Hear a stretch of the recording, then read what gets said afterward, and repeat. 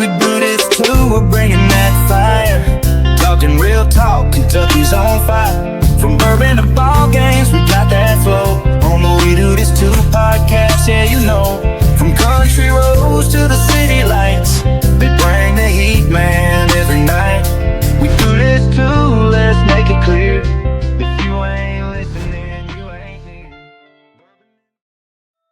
Welcome back, y'all. It's another edition of the We Do This Too Outdoors podcast. And as always, we are presented to you in partnership with brands that we feel represent the very best of the outdoor industry. So before we get started, we'd like to give a special shout out to Moultrie Products, Ullers Archery, Threads Custom Bowstrings, G5 Outdoors, Blackburn Apparel Company, Deer Pip Scents and Lures, Vision Clothing, Bluebird Waterfowl Company, Angry Chicken Outdoors, Alps Outdoors, and last but certainly not least, a special shout out to the good folks over at Briley's for leaving a legacy of shooting innovation. Whether you need new cameras to elevate the scouting experience, new arrows, or anything for your archery setups, clothing, scent, or whatever it may be, as a supporter of the podcast, you can use promo code WDTT promo. That's WDTT promo for 15% off anything on the website at ullersarchery.com. Some exclusions may apply. With that being said, let's dive into another episode of the We Do This Too Outdoors podcast with your host, Mr. Courtney Williams. What's up, guys? Welcome to another edition of the We Do This Too Outdoors podcast. I'm your host, Courtney Williamson. I've got a super special guest on today. He's an OG in the game, man. I found him on Instagram. Love what he's doing with outdoors, and I'm pretty sure he's been doing it for a long time. Mr. Anthony Dale, how you doing, brother? I am doing well. How are you doing? Doing fantastic, brothers. They say blessed, black, and highly favored. That's right. That's absolutely correct. Yes, sir, man. So I appreciate you getting on here with me. I know we've had to cancel a few times because of the weather and everything, and all the flooding and tornadoes that's been going on around our area. But blessed to have you on, man, and just want people to hear your story, man. So first things first, introduce yourself, brother. My name is Anthony Dale. I am originally from the Mississippi, West Point, Mississippi area, and now I kind of reside in South Haven, Mississippi, just outside of the Memphis area. So been an avid outdoorsman for a long time. And it's a pleasure, to be on the show. I watch it all the time, and I listen to the podcast. And man, I am really appreciative of you asking me to be on. Thank you, man. I appreciate the love and support, man. And it's OGs like you, man, that made it possible for all of us, man. Because I know growing up in that area, that part of the country, my dad, I lost him in 2014, but he always told me stories about how rough it was growing up, in the Memphis area, Mississippi area, man, and just how it was down there, during the Jim Crow eras and stuff like that, man. So the struggles y'all had growing up, man, like it's something that us youngins think we could have, made it through, but I don't think we could have. I mean, y'all had the strength to say no, and we made it through. We're still dealing with some of that stuff today, but it's not as bad as the scale that y'all went through, man. So,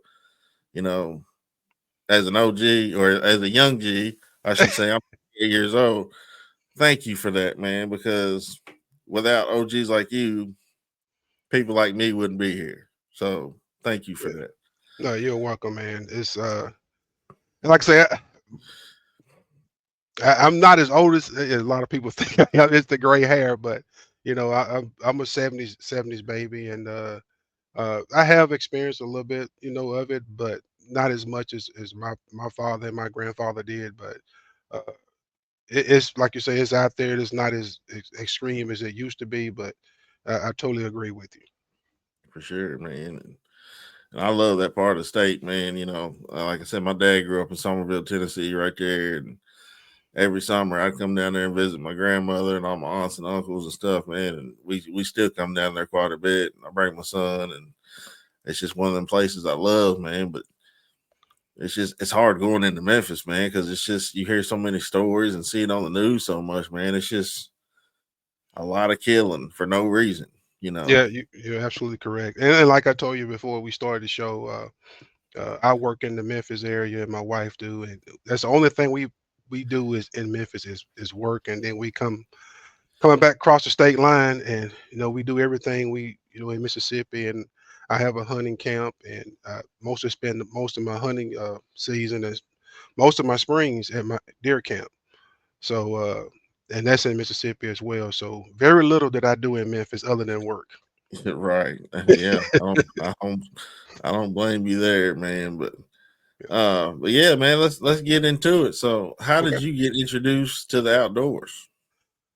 man, my dad. I had three brothers and a sister, and so my dad introduced all of the boys into the hunting lifestyle. My sister really didn't, take part in it, but he was an avid rabbit hunter, and he didn't deer hunt or anything like that. So he introduced us to the outdoors by taking us rabbit hunting, and he did a little fishing, not a lot of fishing, but my brothers and we kind of took it up on ourselves to go fishing as well. So I owe all the credit to him to giving me the starting to light that fire for me as far as being in the outdoors. Yeah. So you got the similar story as I do, because my dad, growing up where he grew up, he told me, they didn't have any deer, they didn't have any turkeys. All they did was squirrel hunt, rabbit hunt. That's it. Yeah. And once he moved to Kentucky, met my mom, had me. That's where my interest became, because every Saturday morning, once that season hit, him and my uncle putting them orange vest on and then briar pants, and they was getting in the briars, getting them beagles out, and they was going rabbit hunting, man. And once I got old enough to pack a gun and shoot, my little 410, man, I was out there with them. So like, I owe everything that I do outdoors now to my dad. He was a big fisherman as well. Hmm. The passion, came from my father. So we definitely got very, very, very similar stories. That's pretty cool. Yeah. Yeah. He wasn't that big of a fisherman, and he at the time he did not deer hunt. The funny thing is, after I uh, left home and went to college and came back and got married, that's when he started deer hunt. he, he had a good friend of his that owns a property, uh, and my dad was like, I said, what you doing?" He said, "Well, I'm gonna try to get one of those handy rifles. They passed a law in Mississippi where you can use a handy rifle during muzzleloader season. They passed a lot of different laws and stuff like that." And he said, "Well, I'm gonna start deer hunting." I said, "Wow." I said, "That's what I wanted to do growing up. You didn't do it." And at the time, I don't know if you know this or not, but I was a game warden for 10 years. Didn't know that. Since Yeah, so I started in 1997, and I left in 2007 for uh, a different career. Same line of work, similar, but like, not totally law enforcement. So it's just a different career path. But that's when he started deer hunt when I became a game warden. And we kind of hunted together a little bit, but not much because I was always working during deer season.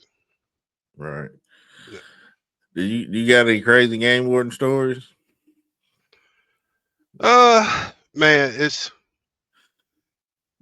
not really. It's sometimes when you work in a county, you get to know all the hunters, and you get to know the people that were outlaws, and so you kind of knew the areas where to work. The biggest thing, not really crazy stories, but it just always amazed me how people seem to lose their mind when it come down to deer hunting. Because we had the fake deer, the Uh-huh. decoys, and we Uh-huh. would just set those up, and you'll have guys that would pull up and they'll stop and they'll get out their truck and they'll stop traffic, and they will just lean across the hood of their truck and just Mhm. fire for the decoy in the field. Several times the deer wouldn't move, and they were like, "Man, I know I hit it. I know I hit it," but they would just they would just Yeah. continue to try to shoot at them. Yeah. I wanted to be a game warden for a while here in Kentucky, man, but they don't make the money that I thought they made. And I'd be out there every, probably now that I built up some seniority. I'd probably be, off Saturdays. But my buddy was a game warden for about 14 years here, and he worked every Saturday for like 6 years straight. He said, "Dude, I ain't getting off Saturdays," and he finally ended up going to be an ABC officer. But he loved what he did, man. He loved being outdoors, but he wasn't that big of a hunter. So Hmm. that's where it kind of conflicted me. I said, "Man, I like to hunt too. So when am I going to get to hunt?" He said, "Man, you're just going to have to go hunting on your off days." And he said, "There won't be no Saturdays. Trust me." He said, "You're Yeah. going to be out there Saturday and Sunday, especially when dove season hits and duck season." He said, "You're going to be out there checking shotguns, making sure everybody got the, legal, especially when duck season comes around, because that's a federal bird." Hmm. And he loved it for what, the time that he did it. But I got to looking at how much he made, and he was telling me, he said, "Man, it ain't what you think it is." He said, "I work a second job too." And I said, like, I don't know about that, but everybody else I talked to outside of Kentucky said they make pretty good money. So I think it might be just a Kentucky thing. So No, it's not a Kentucky thing. That's one of the reasons. That's one of the reasons I left. It was to the point where uh, my wife and I, at the time, we had one daughter when I hired on, and then we had two more kids in 2004 and 2005, and I always had a second job, sometimes a third job, wherever I can get that extra money just to kind of help make ends meet. And it was just to the point where uh, I just wanted something, you know as far as more money. I love the job, don't get me wrong. And I had more than enough time to hunt. I hunted on my I like hunting during the week. I was working every Saturday and Sunday, but I was off like during the week. And it was good to hunt during the week because everybody else was at work. right, yeah, And so I had all the time to myself. I can go hunt public land without a whole lot of people being out there and stuff like that. So the job and the people I work with, they were great. It was just the fact that the paycheck wasn't there. So I right. had to just, look at, the betterment for my family. And so the move that I made now almost 19, 20 years ago, it was the best move I ever made in my life as for career wise. And it's a great thing for my wife as well. That's awesome. Yeah. That's good to hear, man. Happy wife, happy life. That's right. That's right. Sure. But yeah, I heard you say earlier you had a deer camp or a camp down there in Mississippi. So how did that come about? Was it just one of those things that you'd always wanted um, to do, or did something come about where you bought it, or how'd that come about? Well, I jokingly I tell some people uh the camp that I have, all the property is owned by my wife's family. Okay, So we grew up in a community where this property that I have, my dad, we used to rabbit hunt and things of that nature. But at the time, I didn't know my wife when I was rabbit hunting, so we kind of met right before high school, and then we dated, all through college and things of that nature, and got married. And so when I got big into deer hunting, I got to meeting all of her relatives, and like they had this property. So next thing you know, I started getting permission to hunt the property, and next thing you know, just to start accumulating more property and start paying leases and things of that nature. And so it just got to the point where I was accumulating so much property that I brought a couple of game warden colleagues in with me, and we started leasing it together. So from there, it kind of grew to like maybe 10. We got a total of 10 members now. So it just kind of grew, and all the property that I hunt, we lease it. Some that I own, and then the others that we property that we lease from my in-laws, from my wife's family. So I kind of tell people I married my wife because of the good hunting land, jokingly. that's funny. Yeah, That's cool though that you landed into that hunting land though, man, because that's one thing it's starting to get pretty scarce is hunting land because everybody's the older people are dying off and their kids are not into hunting or fishing and they just sell it to Mossy Oak Properties or whoever or somebody that comes through and wants to lease it and that them days of going and knocking on doors you get lucky every now and then but I know around here, man, if you ain't got no private land to hunt, public land's right up the road, but our public land is in a spot where people that look like you and me, we ain't too welcome over there. You know Yeah, what I'm yeah, saying? yeah. So so that's Y- good. Yeah, you're right. I mean, I have to do, and that's some of the family property that we lost because, like you just said, some of the family members they pass away and die off, and then you're, I'm thinking that the family members that I'm paying the leases to are paying the taxes on the property. And next thing you know, you go out there and you have somebody say, "Well, this is my land." I was, "How is your land?" I said, "I've been hunting this for years." And then you say, "Well, I bought it in a tax sale." Then I have to call a family member and say, "Hey, I was paying you for the lease. Were you paying the taxes?" They said, "No, I didn't think about it. I thought so and so was paying the taxes." So, but you're right. It's a tedious job where I have to always, make sure the taxes are being paid on the property because you just can't depend on other people to make sure that the taxes are paid. And I have lost some of my best property I actually lost through the tax sale. So Yeah, I got you. So what your favorite animal to hunt? Are you the big deer hunter and you like waterfowl? Or are you one of them guys that just pretty much whatever's in season you're out there hunting like me? well, if I had my choice to hunt any animal, it has to be the turkey. I Oh, love turkey turkey guy. hunting. Okay. Yeah. I I love to bow hunt and I love to waterfowl hunt. I l- I love the small game hunt, but if I had a choice of animals to hunt, it has to be the wild turkey. I'm gonna have to get up on turkey hunting with you, man.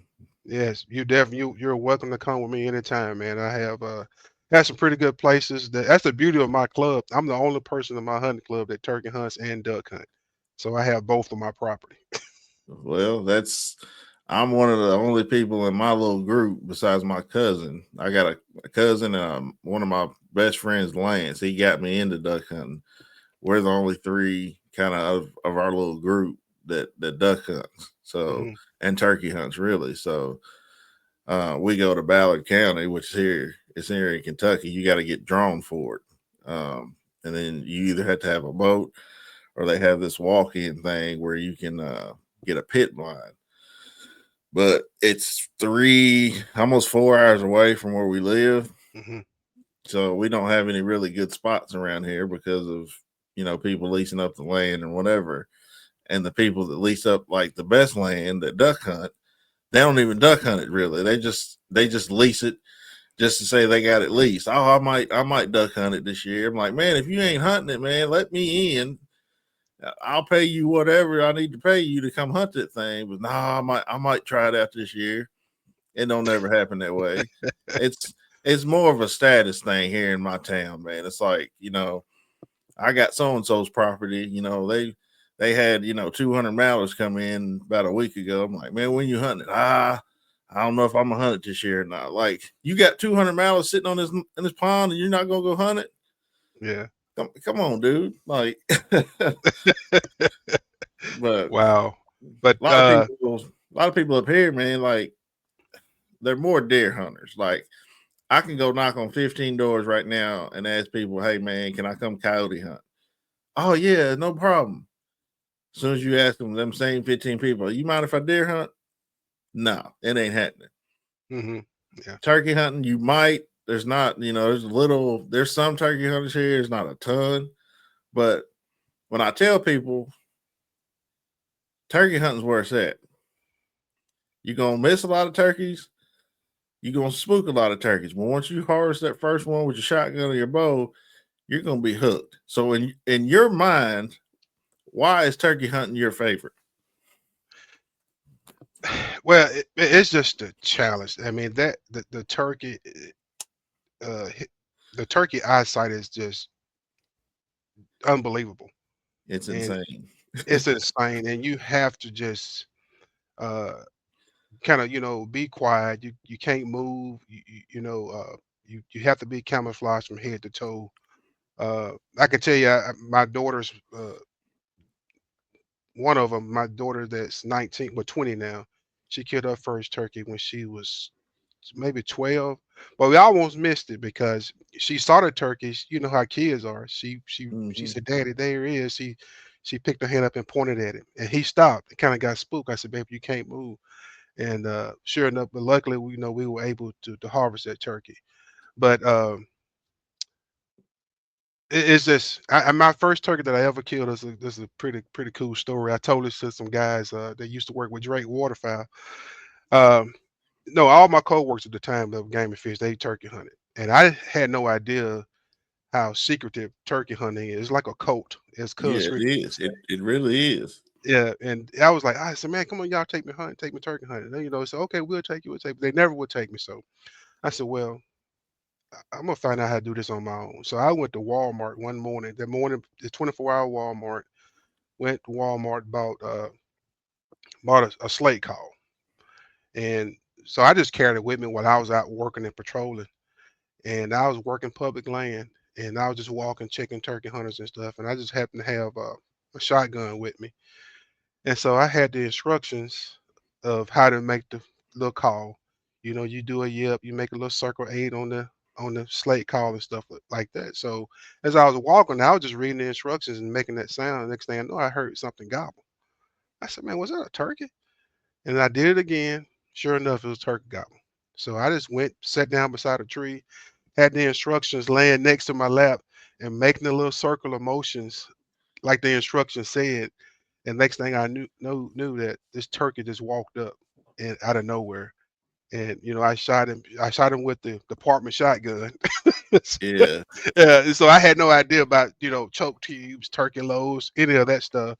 And I killed him, and uh, man, it was just something that was just unbelievable. It's just calling the turkey and just hearing him gobble and just seeing him coming in strutting and things of that nature is just something special that I love it. I love it.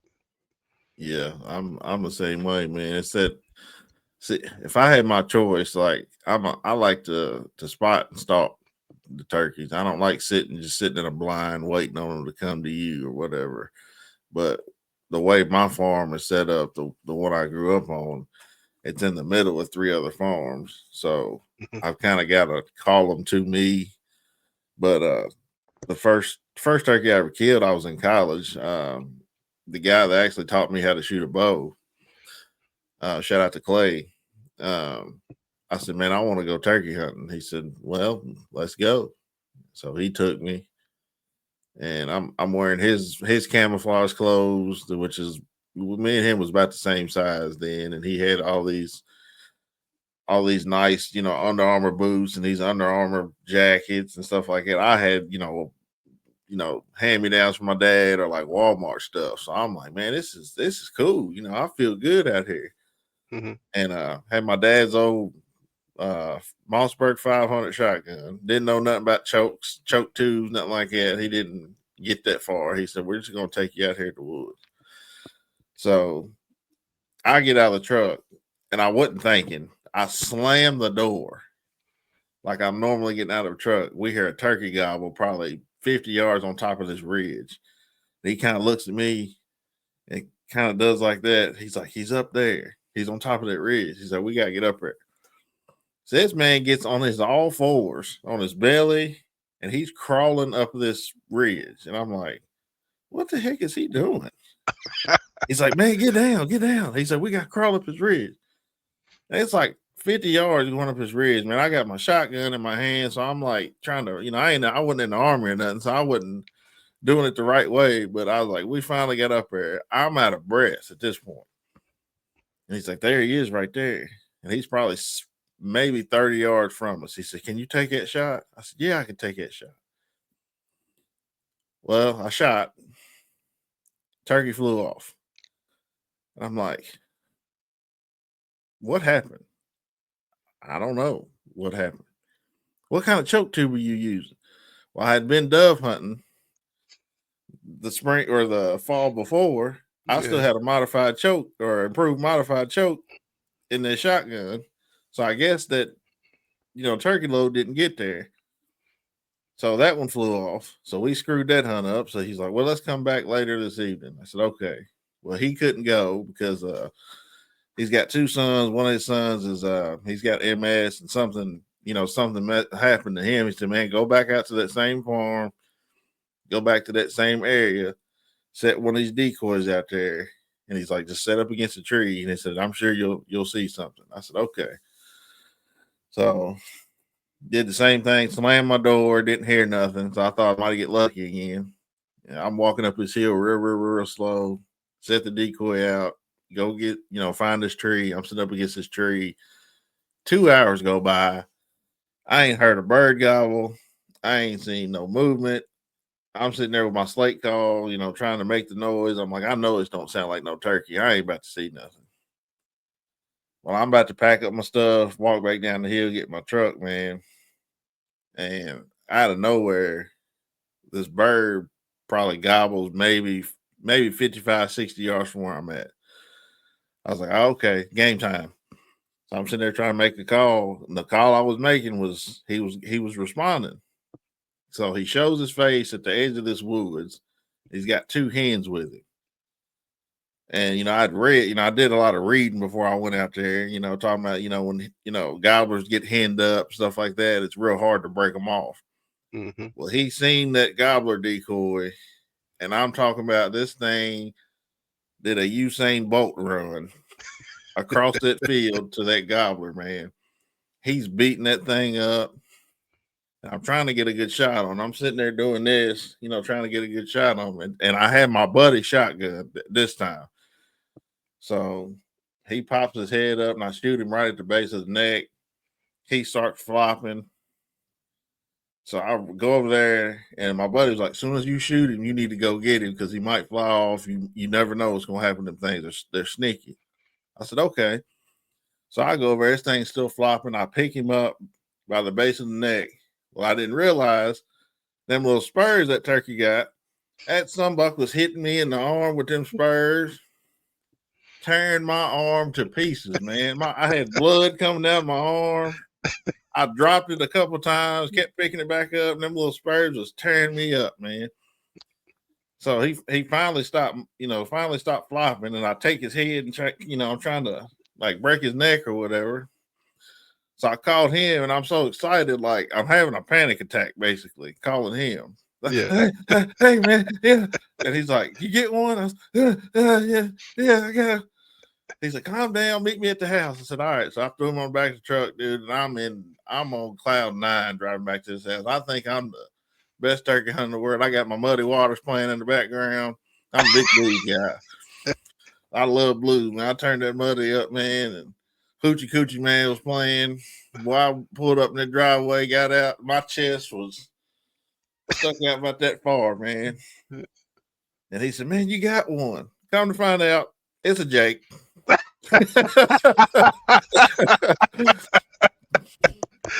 Oh, man. But I was excited because I had never killed one. And I said, man, how do you know it's a Jake? He said, look at the feathers. He said, if the feathers don't line up all the way around when you pull that fan out, that's what they call a Jake, like a teenage bird. I said, I don't care. I said, it's legal though, right? He said, yeah, it's legal. He said, look at the beard on this one. And he went in the house and got one of his beards. His beard was like that long. My beard was like this, But I was so excited. I was like, dude, first turkey, I don't care if it was a Jake or not. My adrenaline was going and everything. I killed that bird. So once that happened, man, every turkey season, man, I'd get pumped. And Dad was like, man, you don't know what you're doing. I was like, I might not, Dad. I said, but I killed that one last year. And from that time, that was 2000 and I want to say that was 2006 or 7. From 2006 to 2010, where I got my next turkey, I probably missed 15 to 20 in that little span of time. Either taking shots too far or spooking the turkey, So it was one of them things like, man, I don't want to do this no more. But then turkey, I'd be right back out there the next day trying to get one, man. So I get what you're saying. Those turkeys, man, their eyesight is insane. And I always say, if a turkey could smell like a deer could, we'd never kill him. You would never kill him, man. But You're absolutely right.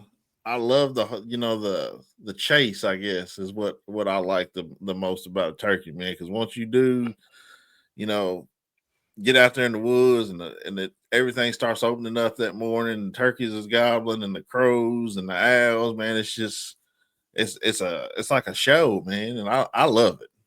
Oh, I do too, man. And that's why I tell a lot of the guys in my deer hunting club. And they always asking me, about uh, how you know what a deer coming from? How you know this? How you know that? I told them, I said, I love to turkey hunt, but while I'm turkey hunting, you're walking so much and you're out in the woods, especially right after the deer season, because our season starts March the 15th. Youth season always start like March the 7th or the 8th.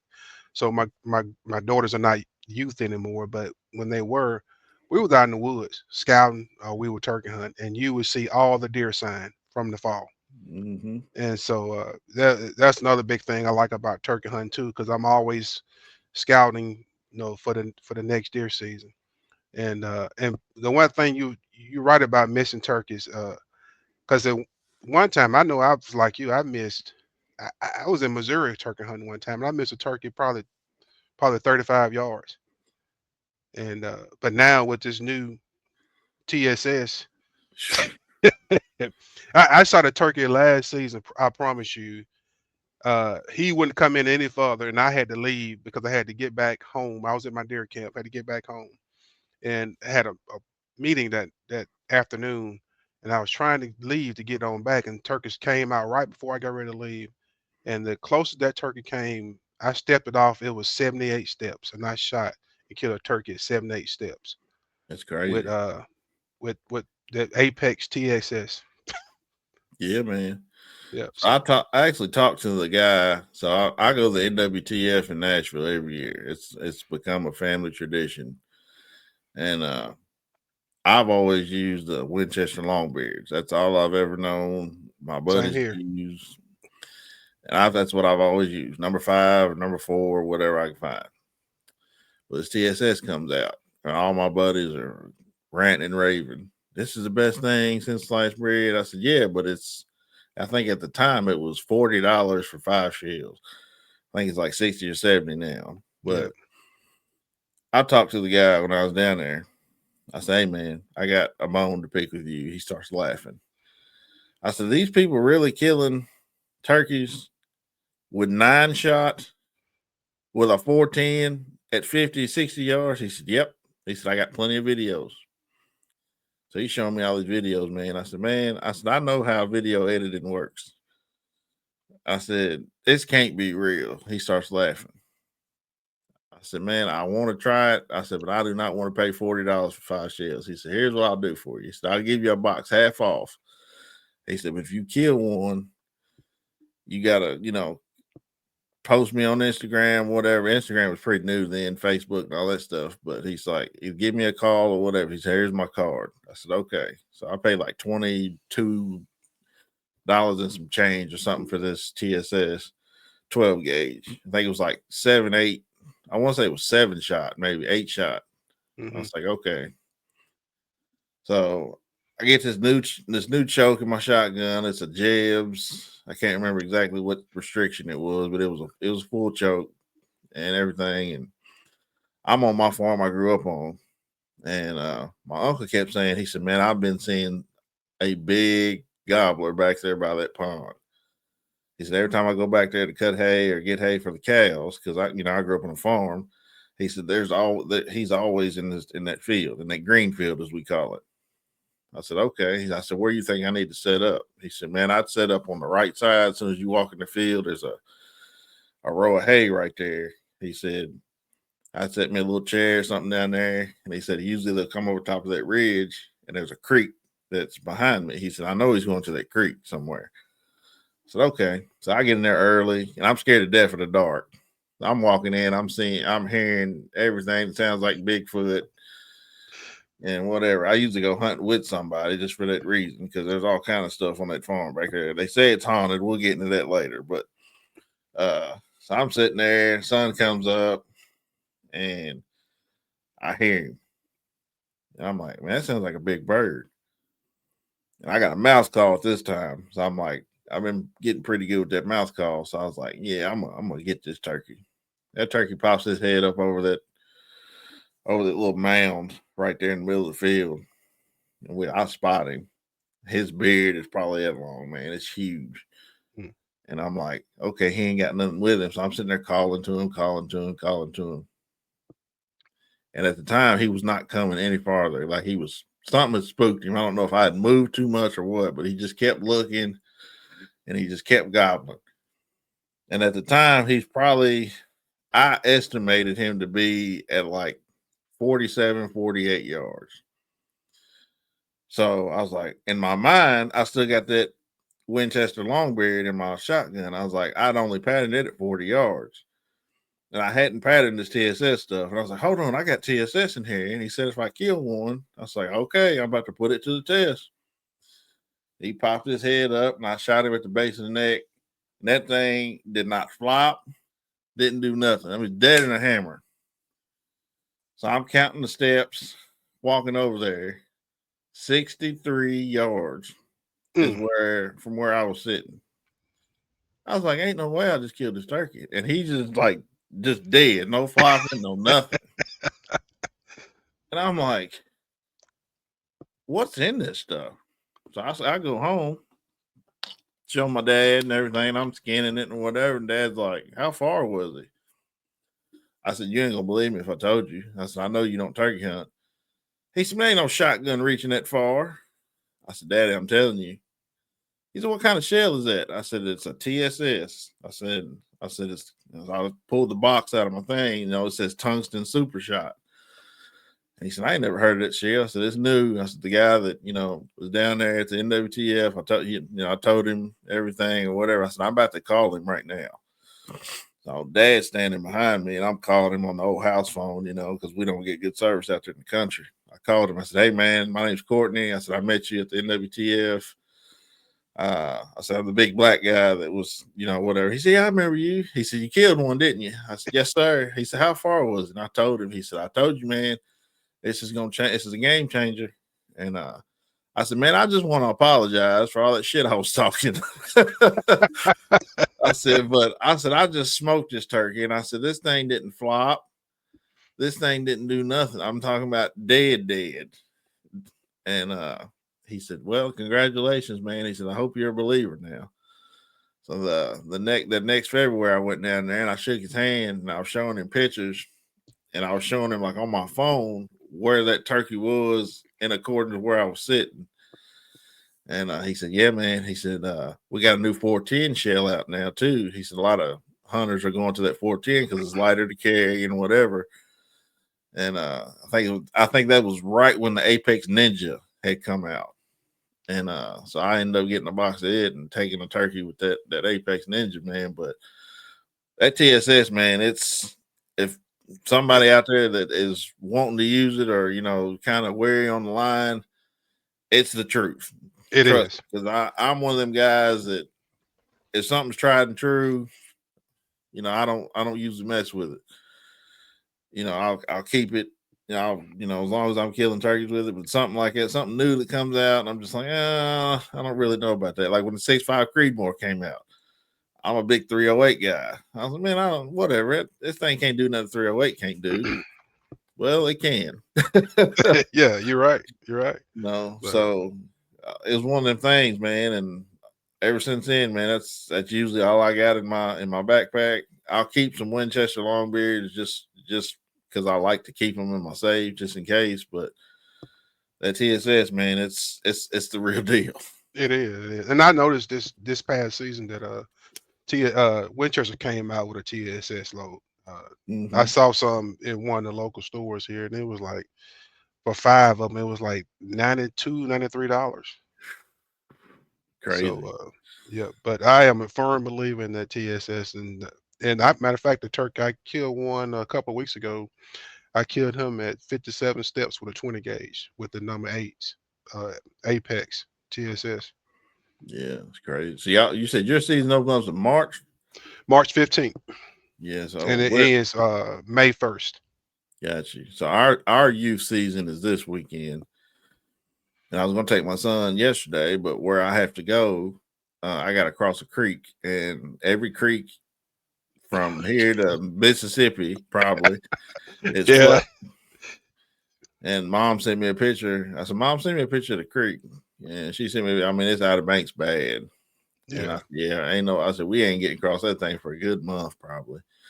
So our season starts this upcoming weekend. I think it's always the second Saturday of April. But I had a chance to go to Florida last weekend with my buddy Lou, Wild Game James. I think I did. If you've seen that podcast, he lives in Florida. He's got a hunting camp, I think, right on the Alabama Florida line. But I had an uncle that passed and couldn't get away or whatever. But I still got that open invitation. So I told my wife, I said, I'm about to make it trip because he's in North Florida, but he's also got access to South Florida where the Osceolas are. So Oh yeah, yeah.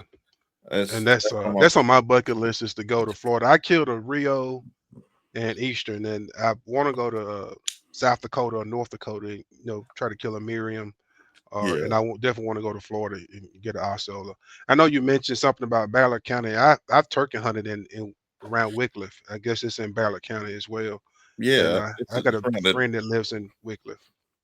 Okay, yeah. I mean, if you want some good duck hunting around here, that's where you got to go. Unless you know some good private land, which like I said, all the private land around here has been taken, leased up. So we put in for those draws up there, and sometimes you get lucky, and sometimes you don't. Man, it just Well, I've drove 3 hours, 3.5 hours up there to get in the draw and not get drawn. Had to drive right back home. You know. well, for the last couple of years, a couple of guys from work and my nephew, in which you need to get him on this podcast. He is a outdoors fanatic. And he does a lot of social media stuff. But what we do every year, we do the do it yourself hunts, waterfowl hunts. And we found a little place over in Stuttgart that we go to, and we pay we pay just a fee. That's include your 3-day hunt.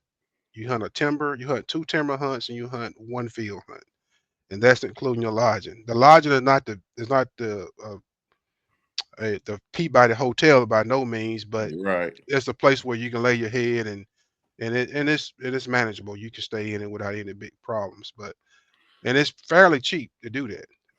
And then that way you don't have to worry about trying to fight people on boat ramps at public land and things of that nature. And we don't just slaughter the ducks. It's duck hunting, but we do go over there and have a good time, and we manage to scratch out a few ducks, each day if the ducks are flying pretty good. So that's kind of what we do. And I'm looking at actually trying to join the club over there this season. I actually talked to a guy last night trying to get in a duck hunting club over there because I'm so close to Arkansas. It's not that far, about an hour and a half drive. Yeah. Yeah. Yeah, I'm gonna tell you about Arkansas, man. So I had to go through. So I stayed in Mississippi at in Nesbit at my cousin's house on the way to Oklahoma when we shot 3D with me and Trey and J Cam, and went through Arkansas to get to Oklahoma. And it seemed like every little body of water that I seen driving there were ducks everywhere. Yes, they are. And I'm calling Jay and Trey like this whole time down there. I said, bro, I've heard about Arkansas. I said, I'm actually seeing this in real time. I said, I'm actually pulled over on the side of the road right now, looking at this body of this little piece. It's this little bitty body of water, like not even that big. And there was probably at least 150, 200 ducks on the thing, just swimming around, just hanging out and whatever. And I'm sitting there recording it on the side of the road with my flashers on because I had never seen anything like it before in my life. Yeah. And so I called my buddy Lance. I said, dog, we got to get to Arkansas. And I sent him that video. I said, dude, it ain't even season yet. I said, these ducks are everywhere. I said, I've been driving for 2 hours in Arkansas. And I said, every little body of water. I said, I haven't seen one yet that hadn't had ducks on it. He said, I told you. He said, that's why they call it, The duck capital. the duck capital of the world. And he said, Yeah. you're nowhere near Stuttgart, are you? I said, no. I said, I'm probably 5 hours from Stuttgart. He said, exactly. He said, you go to Stuttgart. He said, that's when you start seeing them videos of them people fighting each other at the duck ramps and all that stuff. Opening day and opening morning and stuff. And I said, yeah, I don't want to do all that. I said, that's too much of a my anxiety too bad for that stuff, man. But Yeah, yeah. And I, that's I'd like like to take a trip for somewhere. my game one days. That's one of the reasons I'm not a big public hunting fan. Because I can't tell you how many fights I broke up. I can't tell you how many times people call and complain about this hunter walked through my setup, and it was something all the time. And I'm like you, you know I'm just looking to have a good time. Right. I don't want to fight with anyone or anything like that. So, but yeah, yeah, man, Arkansas is unbelievable, and it's it's so close by. It's like a no brainer for me to just to try to get over there and hunt as much as I can. Now, where my hunting club is it's a 2.5 hours south of where I live, but my hunting club is literally right across the street from Mossy Oaks property, and that's Oh, where. okay. Yeah, so Mossy Oaks, they have several. They plant for ducks, they manage for ducks, they manage for turkeys, wildlife. Period. So the good thing is, my place naturally floods, and it has like a hardwood timber flooding. So when it floods, and then if I can catch it right when moss oaks hunt their property, I get a lot of ducks onto my property, and I Yeah. may kill a few ducks a couple of times. I mean, probably about 10 ducks out of 3 hunts. But it's not like going to be like moss oak where they manage and everything. They can control their water level and all that kind of stuff. I can't do that, but I still can scratch out a few ducks each hunt. Gotcha. You said it's about 2 hours south from you, so I'm guessing it's somewhere in the Delta. No, no, it's in. I no West Point is the home of Moss Oak. That's where my hunting camp is, in West Point. Okay. So Is it's it? not considered the Mississippi Delta. It's actually closer to the Alabama state line. Oh, okay. It's So on it that would be it side. would be south. It'd be southeast. Now the Mississippi Okay. Delta is southwest. Now where I live, I can get to Tunica, which that's a really good duck hunt area too. Which Uh-huh. Tunica is 30 minutes from where I live, and I was in a duck hunting club in Tunica probably about 5 or 6 years ago. But it's just to the point where every mile it was a somebody duck hunting, and so it Right. was just like you didn't see the numbers like you normally would see back in the old days, what they used to call it. 'Cause I started duck hunting back in 99, Mm-hmm. 2000, around that time frame.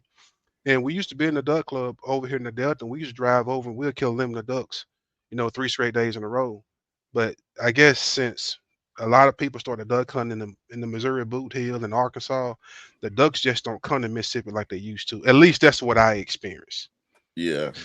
I got you. So So I've got some buddies that live down. See, I used to have family in what's that town down there in Mississippi? Starts with an M. uh Meridian, uh Meridian, yeah, Meridian, Tennessee, or Meridian, Mississippi. Mississippi. Yeah, Yeah, I used to yeah. have family down in there, and we used to go down there for like barbecues and stuff like that. And I think it was a great uncle of mine because it was my dad's uncle at the time because he was old then. He was probably 80 something then when I was like 16 years old, and he had like this little double wide trailer kind of out in the middle of nowhere, beautiful property.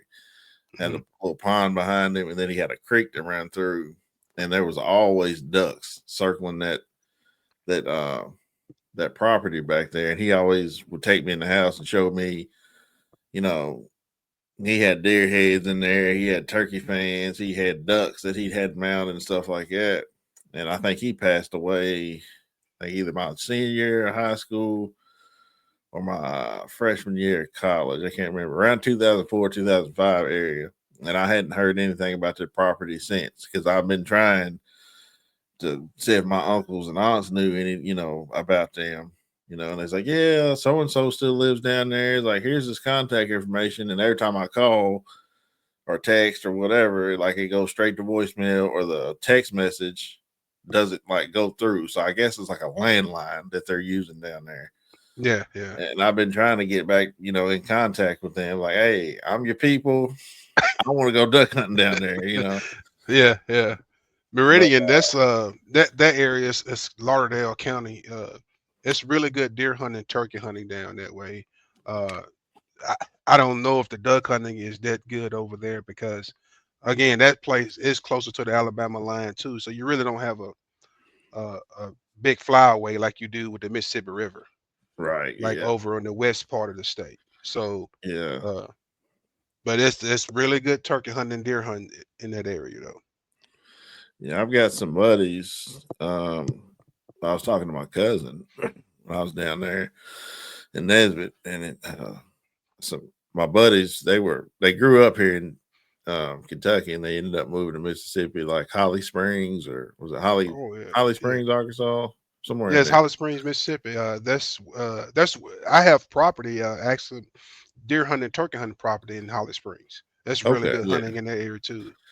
But said they've been doing a lot of duck hunting down like around the Clarksdale area, like in the Delta. So they've been slaughtering them down there the past couple of years. And I've always wanted to go to Clarksdale to go to the blues festival down there.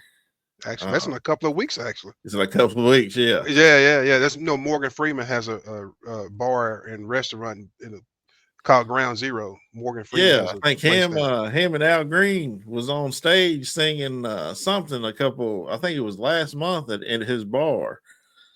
That I seen on Instagram that my wife was showing me. I said, I got to get down there. Plus, like I said, I'm a big blues guy. And that's where Muddy, Howlin' Wolf, Charlie Pat, and all them Dockery Farms is right there. Yeah, And, the big plantation that all of them grew up on. And I was like, I just want to get down there and just experience that, because a lot of the blues guys that the older guys, besides I think everybody's gone pretty much except Buddy Guy. He's probably the last one. He's 90 something years old, so hmm I'd they like have to a get down there and see him. So yeah. Starting like in Tunica, just south of Nesbitt.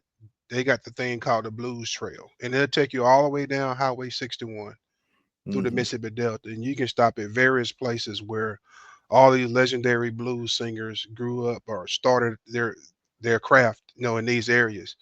And but it's a really cool trip, man. If you get a chance to take it, it's something you should do because I think they have a lot of different museums you can stop in and just look at a lot of memorabilia and just see how these blues singers started off, how they grew up, and things of that nature as well. Yeah, because my dad, growing up in Memphis, and he blues. That's all he knew, and it just trickled over to me. And we were going to take a trip down Highway 61 before he got sick. We just never did it. And now I'm just like to the age now, I'm like I need to take that trip because I mean just about every blues singer that you can think of has a song named Highway 61. I mean that's like one of the most famous roads in America. Yeah, yeah. I'd love to get down there. So I'm a big blues guy myself. I love the blues. heck yeah. Who's your some of your favorites? Man, I like BB King. And I like it's just a guy from my hometown, West Point, Howlin' Wolf. I don't know if you ever heard of him before. Yeah, Wolf's my guy.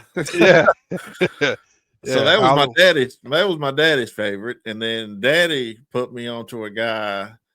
He grew up in Mississippi, but he's from Rossville, Tennessee. His name's Mississippi Fred McDowell. If you ain't never heard of him, I'm gonna send you some stuff when we get off the phone. Um, he's another one of my favorites. But Wolf was my dad's all time favorite. Really? Me, I've got so many favorites, man. But if I had to narrow it down to one person, it had to be Lightning Hopkins. Who's that again now? Lightning Hopkins. I never heard of him before. You never heard of Lightning Hopkins? Oh I have man, no. he's from Texas. Hmm. He's a Texas guy, man, and like he basically his story was like he grew up, real poor, like most of your blues singers did. He made his first guitar, I think, out of like the wire from like from a door, from like a screen door, and then he put like a broom on the end of it, and then a cigar box. That's how he made like his first guitar. Oh wow. And like he's got a very unique sound. Like anytime I hear like somebody playing Lightning, like it's Lightning Hopkins. Like he's a good one. I love John Lee Hooker, love Muddy Waters, you know.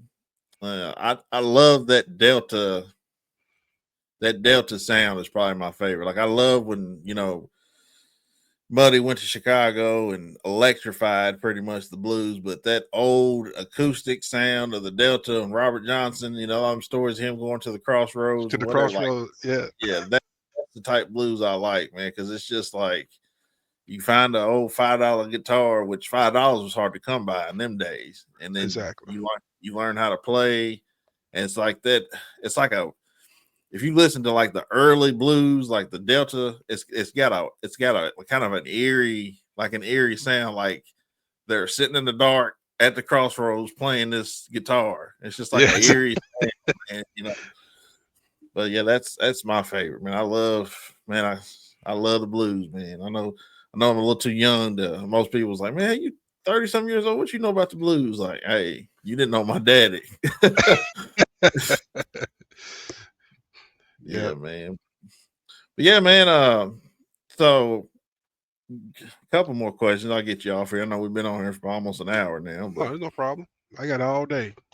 growing up in that part of the country as an African American male who loved the outdoors, I know when I started my brand, I got more flack from people that look like me than I did from our Caucasian counterparts.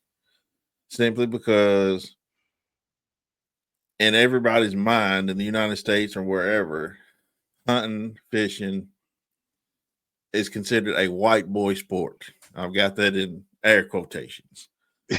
Yeah. Um, so everybody's like, man, why are you doing this white boy stuff? You want to be white so bad, and this, and this. Have you experienced any of that flack from like anybody? Like when you tell people like what you do and like have your own hunting camp, stuff like that. Have you experienced any of that? Well, I have experienced it from black people that I Yeah. know. And then those are the ones that do not hunt. They are not outdoorsmen. Uh, and like I told you earlier on, I was fortunate enough. My dad taught me about the outdoors, and but where I grew up, we had. I knew I can sit here and just think about all the people that I saw growing up that were African Americans that deer hunted, that rabbit hunted, that did some type of hunting. And it was kind of like the way of life for everybody in the community I grew up in. Uh, and growing up, I didn't hear it as much. But as an adult, now that I do a lot of turkey hunting or deer hunt and I rabbit hunt things of that nature, I may get a few comments here or there from some other black people saying things about what you doing that white boy sport or you a murderer or something like that. I posted a few weeks ago the turkey I harvested on Facebook. One of my classmates posted something on this. That's something negative, but you got majority of people that say congratulations or whatever because they Mhm. understand the lifestyle. I mean, that's Right. it, it's something that I can do, and everything that I harvest, I eat, I consume. My daughters, Right. they in college, they roommates and they suite mates. They love whenever they come home and come back with venison or a turkey jerky or something Right. like that. So I have experienced it a little bit, but not as much, as growing up because it just been it was a way of life for people in my community where I grew up at. Right. Yeah. Okay. Yeah, because here, man, in Kentucky, man, like when I grew up, it seemed like because I used to watch Kentucky Afield a lot, which is like the longest running outdoor show I think ever at this point. And I just always used to ask my dad, like, how come nobody like us that look like us is on this show? He's like, we're out there, buddy. He's like, we're just not getting the notoriety and stuff. And at the time, I thought I was the only person and like me and my family were the only people like that looked like us that did that type of thing. Once I started my brand, started this podcast, it seemed like everybody I talked to thought the same thing around them until, social media came about. And then you can get on Instagram and see everybody, that does something like in the outdoors, that look like us. So it's like, I guess before social media, you just kind of felt like you were the only person that did it in your neck of the woods. Instead, start talking to people. It's like, no, man, this, like you said, it was a way of life for a lot of people. And Dad was like, man, back in my day, my grandmother, we didn't have a lot of food. It was 13 of us. My grandmother tell us, hey, go out in the field, kill us some rabbits. That's what we're gonna eat tonight. So if you come back empty handed, you ain't eating it tonight. You might have some couple vegetables or something, they had in the garden, but for the meat, you ain't gonna have no meat on that table if you don't go out and harvest that or catch some fish or something like that. So he's like, it was a way of life for us. And he's like, for now, for you, he's like, you ain't got to worry about that. He said it's more of a sport to you. He said it's not a live or die thing for you. It's more of a sport. He said, but it's going to get to a point where possibly, if the grid goes down, Kroger stops selling meat and whatever, you better know how to go out there and harvest your own meat and whatever. So that's what I'm trying to teach my son now. Is like, hey, buddy, it ain't all about, just going out there and killing something. It's like, you might need this one day. You might get lost in the mountains one day or lost on hiking somewhere and get lost and have to, feed yourself for a couple of days. I want you to know how to, know how to go out and kill a deer, or kill a rabbit or a squirrel, and know how to skin it and cook it. Yeah, yeah, and you're right. I mean, the first I can recall the first. I used to watch hunting video after hunting video. I have a collection right now at my deer camp of probably over 100 VHS and CDs of Primo, Small Cell, Jury, Night and Hail, and I can remember the first African American that I saw on the syndicated, Hunting the Country Moss Elk show, and that was Bo Jackson. Bo Jackson, yep. Yeah, and he was on there maybe two times. I think he was archery hunting one time, and he was duck hunting with his former coach Pat Dye. Uh, and that lit my fire with duck hunting. The first time I ever went duck hunting was with one of my former co-workers with Game and Fish, and I credit him for lighting that fire under me as far as duck hunting is concerned. And the first time I pulled the trigger at a duck, and the first duck I ever harvested was a canvasback, and I got it mounted. So lucky me again. Yeah, Uh, that's all. That's awesome. but you're right, man. I knew a lot of African American hunters growing up, and so now it's like I am so blown away by the number of people that I see on social media now that actually hunt. And man, I was so intrigued by that one guest you had, the guy I can't think of his name, the Power Circle out of Oh, Bubba Texas, Ray. Bubba Bubba Ray. Ray. Yeah, That's my man. guy, man. Yeah, I love his story, man, and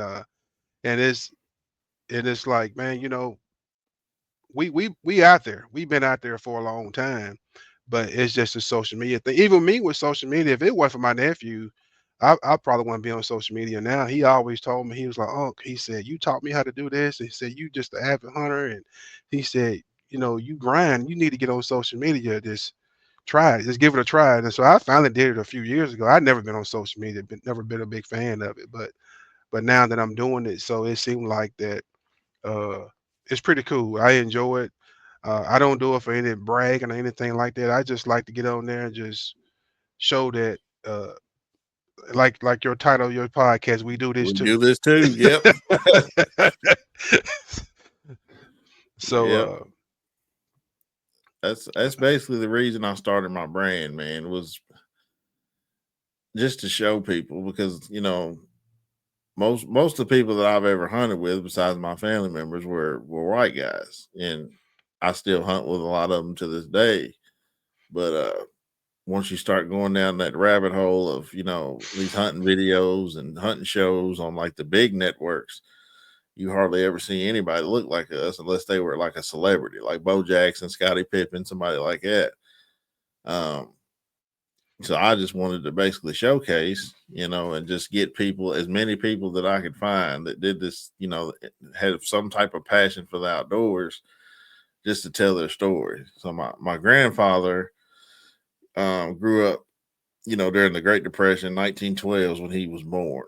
And he used to sit and tell us about how it was growing up in the Depression when it was hard to get, food. It was hard to get jobs. It was hard to find, money to do anything. So I've always loved listening to stories of my grandfather. So part of the reason I started my podcast is what I wanted to get everybody that I could, black, white, whatever, to tell the story of how they got started in the outdoors. And like, I just love sitting here, listening to, how people got started, whether it was from their grandmother, their father, their grandfather, somebody that's not even from their family, just listening to different people's stories. I love listening to the stories, man, and that's one of the main reasons I started the podcast. Because I mean, I like riding down the road. I hate hearing myself talk when I'm listening to myself, like, riding down the road. But at the same time, I love listening to those stories. If I'm, I'm driving somewhere or whatever, like, man, like this is a good story, man. I hope a lot more people, tune in and listen to stuff like that, because one of these days, you're going to pass away. I'm going to pass away, and all these stories that we're telling is going to get left to the next generation, and then Right. that generation is going to have some stories, and it just, I want it to keep going. I don't want this. I don't want it to die. You know what I'm saying? So Yeah. I've got something here to leave him to my son, where he can go back when I'm dead and gone. It's like, hey, this is what my daddy was doing. Maybe I'm going to do something similar. You know what I'm saying? Yeah. I definitely you have helped me on a lot of my road trips when I'm on traveling for work and when I'm in my office, man. I faithfully tune into the podcast and I really enjoy every guest that you have on. Uh, even your YouTube stuff where you went to the 24/7 hunt dove hunt. Yeah, Uh, it was and that was a ball. I had a ball at that yeah, place, man. It was awesome. yeah. And so and I met those guys, man. I tell you what, those guys, what they're doing is unbelievable, and it's truly it's just bring joy to me to see those guys doing what they're doing now. And it's you know I kind of wish I would have captured a lot more of the things that I did uh, on camera or something like that when just coming through my hunting journey. Because I look back now, I have really no pictures of a lot of the hunts that animals that I harvested or times that I was out with my kids and stuff like that. I do have some pictures, but I wish I'd had done more because now that I'm older, I can look back at all this stuff like you just said about the podcast, something that you can leave behind to your younger generation to look forward to. Right. Yeah. My family, we're big into taking pictures. We're big in the video and everything. Like my Uncle John, man, he's no longer married to my aunt, but I still call him my uncle. Like he, from the time that we used to have a lot of family reunions, a lot of gatherings, Thanksgiving, Christmases, family reunions, whatever, he would always video those. So now when I go out to my mom's house, a lot of times, she'll pull out the albums because we were big picture takers, and it's just nice sometimes to go back and just reminisce on that stuff. You're right. You're right. Like now, my mom's always like, hey, when our family's together, like, hey, come take this picture. I'm like, Mom, I don't want to take no picture, but you never know when the last time you're going to all be together like that. That's right. So it's really nice to get together, take the pictures, and then if somebody does pass away, it's like, well, yeah, you remember this picture that we took at such and such, and it's cool to go back and like reminisce and that. And the good thing about social media, man, especially like Instagram, Facebook, YouTube, like they're not going anywhere for a long time. So I'm dead and gone or whatever. Somebody can get online, type in "we do this too." There's all my stuff from forever. People can go back and watch, old episodes and whatever, and be like, yeah, I remember him, and it's something that I can just leave to the next generation to to get into it. But the 24/7 guys, man, when I found them, man, I went down that rabbit hole for 2 weeks watching all their stuff, man. And shout out to my wife because she bought me the ticket to go down there to Georgia for my birthday that year.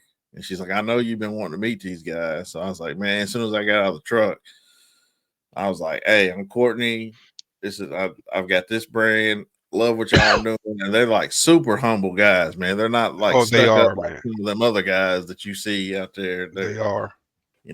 And I've actually had Daryl and Easy, both of them on my podcast before, older episodes. And I'd love to get Renard and Ricky on there, but I know they stay super busy, man. But it's just, I love what they're doing for the culture. I love what they're doing for the outdoors. Like, anytime you see that duck, man, you just know, like, that You duck already, is like a symbol, man. yeah, Like, you know it, man. Like I say, I mean, they came along at the right time, man. It's just, it is everybody, loves that duck.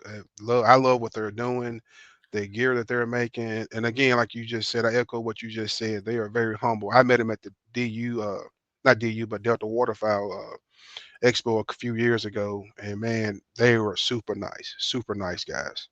mhm, they are, man. I'm Yeah, glad for it, man. I mean, they got kids buying their merch, grown ups, man, like little kids, man. Like, we were at the WTF last year, and my son, wanted to meet him. I'd already met him, but so I stood in line like everybody else, and walked up, and they was like, "Man, what's up, Courtney?" And I'm like, "Man, they remember who I was." And I was like, "Hey, yeah, my son wants to meet y'all, wants to get some autographs," and they signed a hat for my son, and it's like, "Hey, man, good seeing you, man. Hope to see you somewhere, whatever." And they're just super super nice guys, man. It just it did something to my heart that day. Have my son there, and they recognized me and realized whatever, and it was just cool to you know have somebody that looked like me that I could show to my sons, like, hey, bub, they do what we do, just on a bigger scale. They got a lot more sponsors than I got, yeah, but yeah, they do it for the right reasons. They're doing everything, like I said, for the culture. I don't see none of them out there, drinking and getting in trouble and whatever. They're doing it all for the right reasons, and I yeah, that's just dope to see. So, yeah. And I used to go to that NWTF every year, man. Matter of fact, it was we used to make it as a couples trip with two other couples, my wife and I. So the wives they'll go shopping, and the guys we'll go to the NWTF convention. And I haven't been in the last probably 5 or 6 years. I've been wanting to go. I said I was going to go this past year, but my wife ended up she had surgery, so I couldn't go. And then I wanted to go last year to get the Fox vest, but I ended up getting it anyway. I went down to the West Point to the Moss Elk store, stood in line for 5 hours, and got me Mr. Fox vest. yeah, So yeah, man. We always go on Thursday and Friday and leave Saturday because Thursday and Friday, I think people are catching on because Saturday it's just there's so many crazy. people in there. But like Thursday and Friday we went this year, it was a lot of people, but it wasn't like too super packed where you couldn't talk to people. And I like to go down there and network. I don't buy too much stuff down there because I've got enough turkey stuff as it is. I just like to go down there and pass my card out, tell people about what I do, and I might be a potential sponsor down the road. Um, but my son, he gets tired of walking every so often. He's like, Dad, there's too many people in here. We've been walking all day. Like, where we going? I was like, we're getting out of here soon. Just calm down. We'll be out of here for too long. Yeah, But he likes it. It's just been there for so many hours and walking around that much in a big venue like that, trying to fight the crowd, man. It can be tough sometimes, yeah, you're absolutely right. but yeah, man. How can people get a hold of you, man, if they want to ask you any questions about turkey hunting or just hunting in general, man, on social media? Like, what's all your handles? Well, on Facebook, it's Anthony Dale, so you can go on Facebook, and I'm I'm on there. As far as on Instagram, I am at Dale Dale dot Bernard, uh Dale. Gotcha. I think that's right. I I think had it to, is too. Yeah, I think I just sent you a message not too long ago on there. So I just want to make sure, man. I can't. I try to. Let me check it just to make sure I'm correct on that.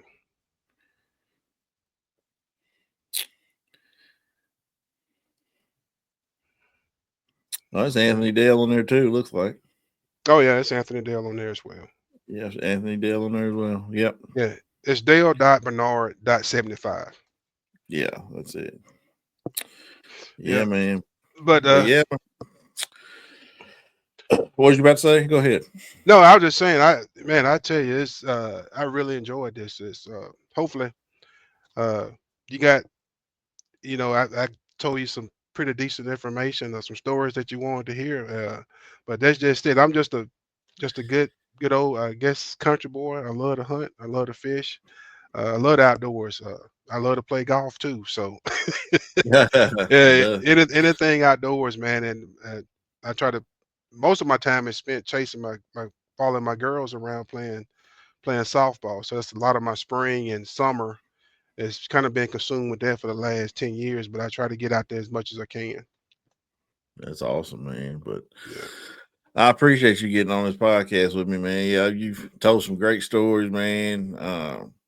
Real smooth conversation, man. And I think a lot of the listeners out there are really going to enjoy it, man. And I hope so. this podcast will be out on Apple Music or Apple Podcasts, I should say, Spotify, and my personal YouTube channel.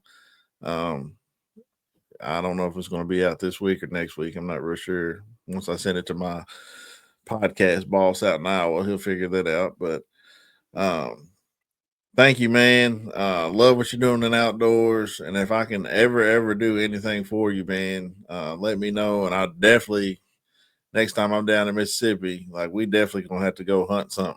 So Give me a shout. I am always here and available. We definitely need to try to hook up and go on a turkey hunt or a duck hunt or anything, deer hunt as well. So I'm here, available. Love to I love the outdoors camaraderie with other people and I just enjoy that the hunting camp atmosphere. oh, absolutely. That hunting Yep. camp So atmosphere ain't nothing like it, man. there's nothing like it at all. Yeah, man. So Mr. Anthony Dale, ladies and gentlemen, this will be out, like I said, in a couple weeks, hopefully. If not this week. If y'all got any questions for me or him, hit us up on social media or anywhere like that. And a lot of y'all have my number already. So you hit me up and I can get you in touch with Mr. Anthony Dale and down there in good old Mississippi. But big game, small game, all game, we do this too.